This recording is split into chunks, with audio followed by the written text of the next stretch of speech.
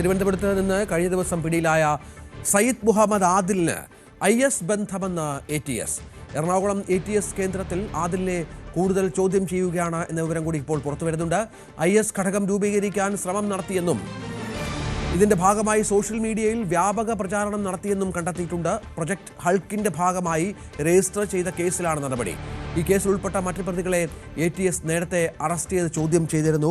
Dan Kurian വിവരങ്ങൾ പങ്കുവെക്കുന്നുണ്ട്. Dan ഞെട്ടിപ്പിക്കുന്ന വിവരങ്ങളാണ് പുറത്തു വരുന്നത്. മൂവാറ്റുപുഴ സ്വദേശിയാണ് ഇയാളുടെ IS ബന്ധം സംബന്ധിച്ച് എന്തൊക്കെ വിവരങ്ങൾ ഇതിനകം ATS ലഭിച്ചു കഴിഞ്ഞു?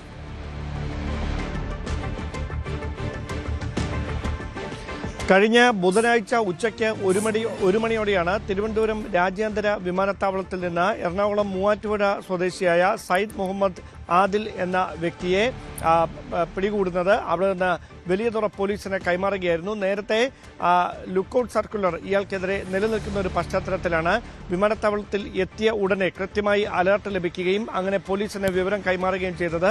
അതായത് ഇയാൾ സൗദി അറേബ്യയിൽ താമസിക്കുന്ന സമയത്താണ് ഇയാൾക്കെതിരെ ലുക്കൌട്ട് സർക്കുലർ പുറപ്പെടുവിച്ചിരിക്കുന്നത്.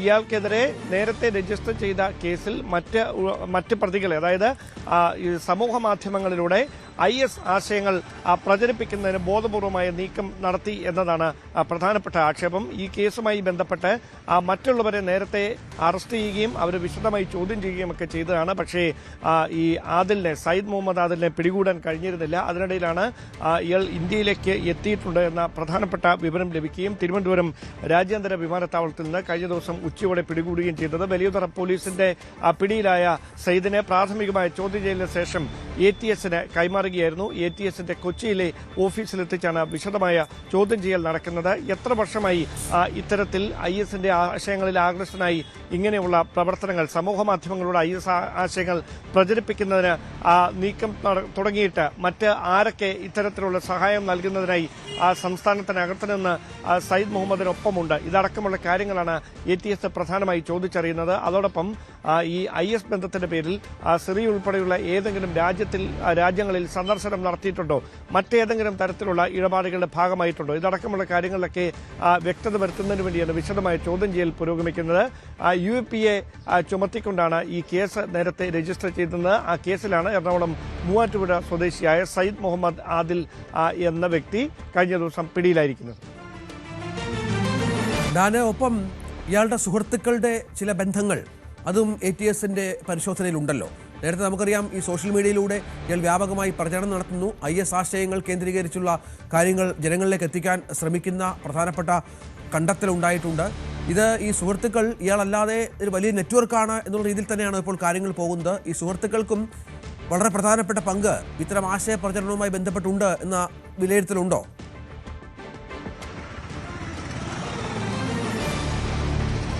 അതായത് നേരത്തെ രജിസ്റ്റർ ചെയ്ത 02/2025 എന്ന ATS രജിസ്റ്റർ ചെയ്ത പ്രോജക്ട് ഹൾക്കുമായി ബന്ധപ്പെട്ടൊരു കേസാണിത്.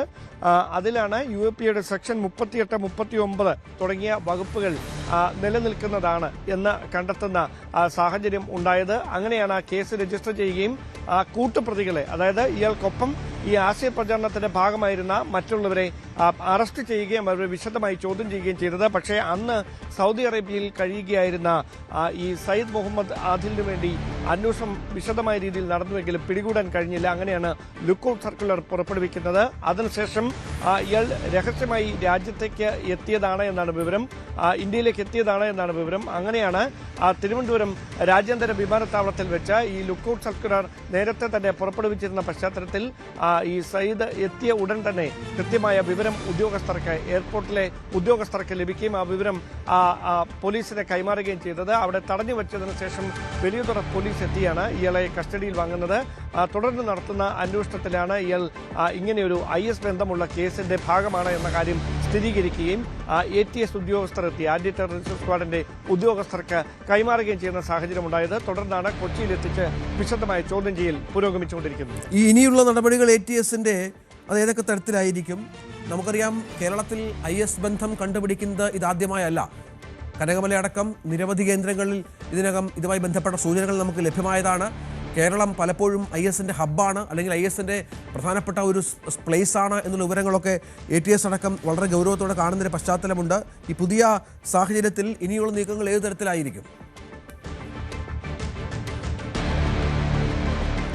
IS-ന്റെ ആശയങ്ങളിൽ ആകൃഷ്ടരായി നിരവധി ആളുകൾ, അതായത് വിദ്യാസമ്പന്നരായ ആളുകൾ, മലയാളികളായിട്ടുള്ളവർ സിറിയയിലേക്ക് അടക്കം പോവുകയും അവിടെ വലിയ തരത്തിൽ ഈ സംവിധാനങ്ങളുടെ ഭാഗമാവുകയും ചെയ്ത വിവരങ്ങളൊക്കെ നേരത്തെ പുറത്തു വന്നിട്ടുണ്ട്, വാർത്തകളിൽ നിറഞ്ഞിട്ടുണ്ട്. പക്ഷേ ഈ ആശയ പ്രചരണത്തിന്റെ ഭാഗമായി മുഖ്യധാരയിൽ ഈ സമൂഹ മാധ്യമങ്ങളുടെ IS-ന് വേണ്ടി ഇടപെടൽ നടത്തുന്ന ഒരാൾ സമീപകാലത്ത് ആദ്യമായാണ് ATS-ന്റെ കസ്റ്റഡിയിലാകുന്നത്. അതുകൊണ്ട് തന്നെ നേരത്തെ രജിസ്റ്റർ ചെയ്ത കേസാണ്. കേസുമായി ബന്ധപ്പെട്ട് നേരത്തെ തന്നെ ചിലർ അറസ്റ്റിലാകുകയും അവരെ വിശദമായി ചോദ്യം ചെയ്യുകയും ഒക്കെ ചെയ്തതാണ്. അതിൽ നിന്നാണ് സയ്യിദ് മുഹമ്മദ് ആദിലിലേക്കുള്ള സൂചനകൾ കൃത്യമായി ATS-ന് ലഭിക്കുന്നത്. അതുകൊണ്ട് തന്നെ ഈ അറസ്റ്റ് വളരെ സുപ്രധാനപ്പെട്ട ഒന്നാണ് കേസുമായി ബന്ധപ്പെട്ടെന്ന് തന്നെയാണ് ATS-ന്റെ വിലയിരുത്തൽ. അങ്ങനെയെങ്കിൽ ഏത് തരത്തിലാണ് ഈ ആശയപ്രചരണം നടത്തിയിരുന്നത്, അതോടൊപ്പം ഇതിലേക്ക് യുവാക്കളെ ആകൃഷ്ടരാക്കാൻ, അല്ലെങ്കിൽ ആളുകളെ, വിദ്യാസമ്പന്നരായ ആളുകളെ ആകൃഷ്ടരാക്കാൻ ഏത് നയമാണ് അവർ സ്വീകരിച്ചിരുന്നത്, ഇതടക്കമുള്ള കാര്യങ്ങളിലൊരു വ്യക്തത വരുമെന്ന് തന്നെയാണ് പ്രതീക്ഷ. എന്തായാലും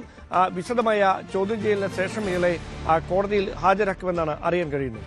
സയ്യിദ് മുഹമ്മദ് ആദിലിന്റെ ബന്ധം ATS പരിശോധിക്കുന്നു. ഇയാൾക്ക് IS ബന്ധമുണ്ട് എന്ന കാര്യം സ്ഥിരീകരിക്കപ്പെട്ട ഒരു പശ്ചാത്തലം കൂടിയുണ്ട്. എറണാകുളത്ത് ATS-ന്റെ കേന്ദ്രത്തിൽ ആദിലിനെ കൂടുതൽ ചോദ്യം ചെയ്തു വരികയാണ്. കേരളത്തിൽ IS ഘടകം രൂപീകരിക്കാൻ ശ്രമം നടത്തിയെന്നും ഇതിന്റെ ഭാഗമായി സോഷ്യൽ മീഡിയയിൽ വ്യാപക പ്രചരണം നടത്തിയെന്നും കണ്ടെത്തിയ പശ്ചാത്തലമുണ്ട്. പ്രോജക്റ്റ് ഹൾക്കിന്റെ ഭാഗമായാണ് ഈ കേസ് രജിസ്റ്റർ ചെയ്യുകയും തുടർന്ന് ഇയാളിലേക്ക് അന്വേഷണം എത്തുകയും ചെയ്തത്. ഈ കേസിൽ ഉൾപ്പെട്ട മറ്റു പ്രതികളെ ATS നേരത്തെ അറസ്റ്റ് ചെയ്ത് ചോദ്യം ചെയ്തിരുന്നു. ഡാൻ കുര്യനാണ് വിവരങ്ങൾ പങ്കുവച്ചുകൊണ്ടിരുന്നത്.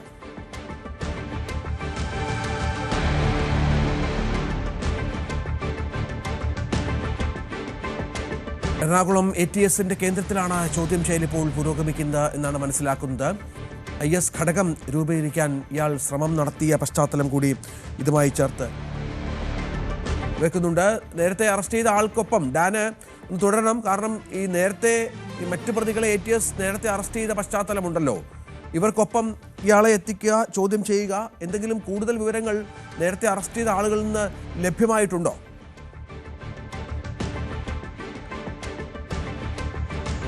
അത്തരം സൂചനകളൊന്നും ലഭിച്ചിട്ടില്ല. പക്ഷേ എത്ര പേരെ ഈ കേസുമായി ബന്ധപ്പെട്ട ATS നേരത്തെ അറസ്റ്റ് ചെയ്തിട്ടുണ്ട്, അതിൽ ഏത് സ്വദേശികളാണ്, അതായത് മലയാളികൾ തന്നെയാണോ, ഇതടക്കമുള്ള കാര്യങ്ങളിലൊക്കെ വ്യക്തത കൈവരാനുണ്ട്. എന്തായാലും ഒരു കാര്യം ഉറപ്പാണ്, അന്ന് അറസ്റ്റിലായവരൊക്കെ നാട്ടിലുണ്ടായിരുന്നവരാണ്. അതുകൊണ്ട് തന്നെയാണ് വ്യാപകമായ അന്വേഷണത്തിൽ അവർ കൃത്യമായി പിടിയിലാകുകയും വിദേശത്തായിരുന്ന ഈ സയ്യിദ് മുഹമ്മദ് ആദിൽ മാത്രം അന്വേഷണ സംഘത്തിന് വലയിൽപ്പെടാതെ രക്ഷപ്പെടുകയും ചെയ്തത്. അതുകൊണ്ട് തന്നെയാണ് ലുക്കൌട്ട് സർക്കുലർ പുറപ്പെടുവിക്കുകയും വ്യാപകമായ അന്വേഷണം രാജ്യത്തിനകത്തും പുറത്തുമൊക്കെ ഇയാൾക്ക് വേണ്ടി നടക്കുകയും ചെയ്തത്. അതിനിടയിലാണ് ഇയാൾ ഇപ്പോൾ പിടിയിലാകുന്ന ഒരു സാഹചര്യം ഉണ്ടായിരിക്കുന്നത് എന്നതാണ് പ്രധാനപ്പെട്ട കാര്യം. ഇയാളുടെ വിദ്യാഭ്യാസ പശ്ചാത്തലം, അതോടൊപ്പം കുടുംബ പശ്ചാത്തലം, അതോടൊപ്പം ഏതൊക്കെ തരത്തിൽ, അതായത് ഈ ഒരു സംവിധാനങ്ങളുമായി എത്ര വർഷമായി ഇയാൾ ബന്ധപ്പെട്ടിരുന്നു, ഇതടക്കമുള്ള കാര്യങ്ങളിലൊക്കെ ഒരു വ്യക്തത കൈവരാനുണ്ട്. അത് വൈകാതെ തന്നെ ആ സൂചനകൾ ലഭിക്കുമെന്നാണ് കരുതുന്നത്. എന്തായാലും വിശദമായ അന്വേഷണമാണ് ATS നടത്തുന്നത്. കേസിന്റെ ഗൗരവം കണക്കിലെടുത്തുകൊണ്ടാകും ATS നടത്തുന്ന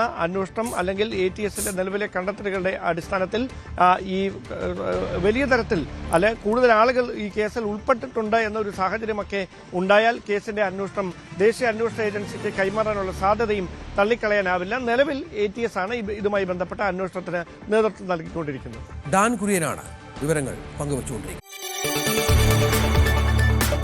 കൂടുതൽ വാർത്തകൾക്ക് News 18 Keralam YouTube channel subscribe ചെയ്യുക.